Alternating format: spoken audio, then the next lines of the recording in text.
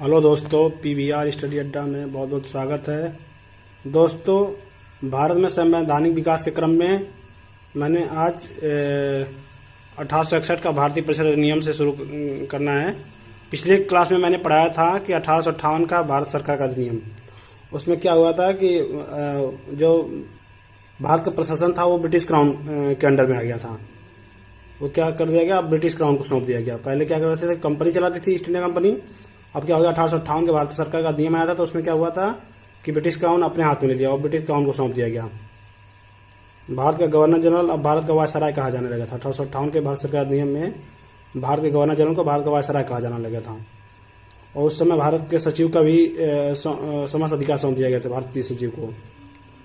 और 15 सदस्यीय टीम का गठन किया गया था ताकि वो काम कर सकेंगे। जो भी जो भी चीज़ें होंगी सरकार से संबंधित कि क्या पास होगा क्या नहीं, उससे संबंधित चीज़ें 15 सदस्यीय टीम का गठन किया था भारत परिषद अधिनियम में। ठीक है, आइए देखते हैं उसी क्रम में 1861 का भारत परिषद अधिनियम।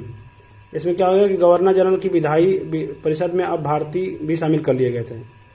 पहले भारतीय नहीं थे, अब 1861 के भारतीय परिषद अधिनियम में क्या हो गया कि भारतीय भी शामिल कर लिए गए और उनको कानून बनाने की शक्ति दी गई थी। और लॉर्ड कैनिंग ने क्या किया था, उसी समय विभागीय प्रणाली का सूत्रपात किया था और मंत्रिमंडलीय प्रणाली का जन्म यहीं से हुआ था। 1861 के भारतीय परिषद अधिनियम से मंत्रिमंडलीय प्रणाली का जन्म हुआ था। देखिए, इसको याद करने का ट्रिक क्या है कि भारतीय, तो भारतीय भी शामिल किए गए और लॉर्ड कैनिंग ने क्या विभागीय प्रणाली का सूत्रपात किया और मंत्रिमंडल का भी जन्म हुआ, है ना। मंत्रिमंडल का भी जन्म हुआ इसी समय से। जब भारतीय शामिल होंगे तो भारतीय क्या होंगे, मंत्री बनते हैं, तो मंत्रिमंडल का जन्म हो गया उसी समय से। ठीक है, इस तरह इसको याद कर लेंगे। अब नेक्स्ट है 1892 का भारतीय परिषद अधिनियम। परिषद के सदस्य बजट पर विचार कर सकते थे। उसमें क्या था कि जो परिषद के सदस्य होंगे वो बजट पर विचार कर सकते हैं, किंतु उस पर वोट देने का अधिकार नहीं दिया गया। भारतीय क्या है, विचार तो कर सकते हैं लेकिन उन्हें अधिकार नहीं दिया गया कि वो वोट देंगे उस पर।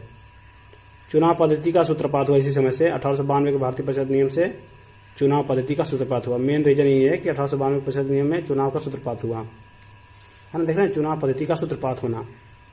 नेक्स्ट है 1909 का भारतीय परिषद अधिनियम। केंद्रीय काउंसिल के सदस्यों की संख्या बढ़ाकर के 60 कर दी गई।